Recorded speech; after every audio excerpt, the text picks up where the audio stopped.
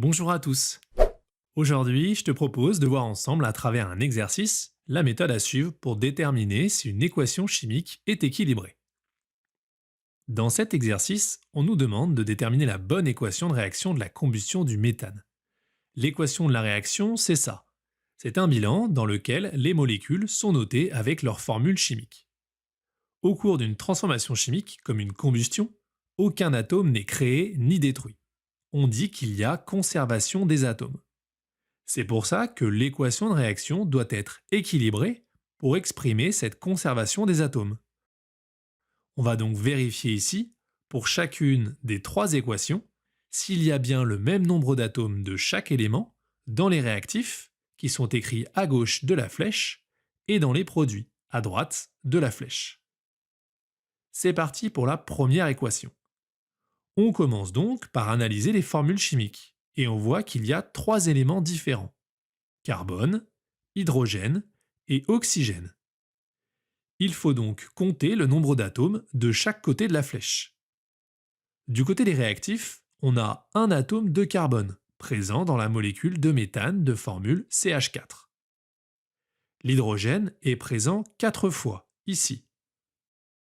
N'oublie pas que les nombres qui sont écrits en indice, c'est-à-dire légèrement en dessous, nous indiquent le nombre de fois que l'atome, qui est écrit juste avant, se répète dans la molécule.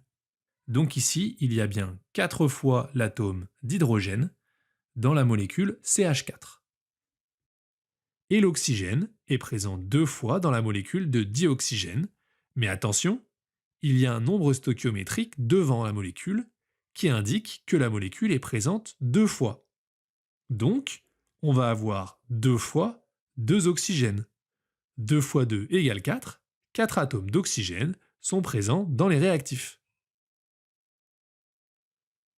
On a fini pour les réactifs, je vais maintenant faire la même chose du côté des produits à droite de la flèche.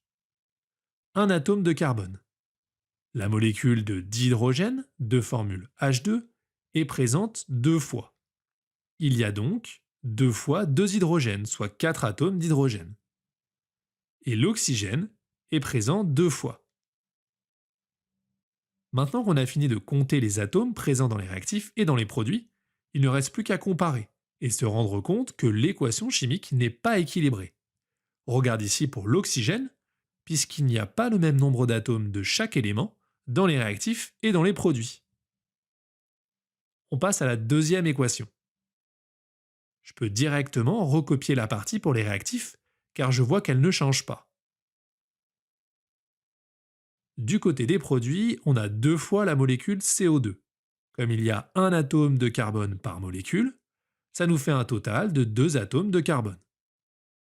Pour l'hydrogène, il est présent 2 fois dans la molécule d'eau, et l'oxygène est présent ici 2 fois 2, plus une fois ici.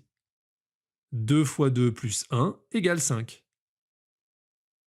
On peut en conclure que cette équation de réaction n'est pas équilibrée non plus, puisqu'on n'a pas le même nombre d'atomes dans les réactifs et dans les produits.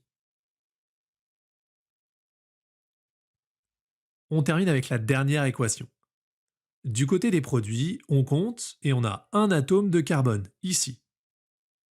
L'hydrogène est présent 2 fois dans la molécule d'eau, que je viens ici multiplier par 2, car cette molécule est présente 2 fois.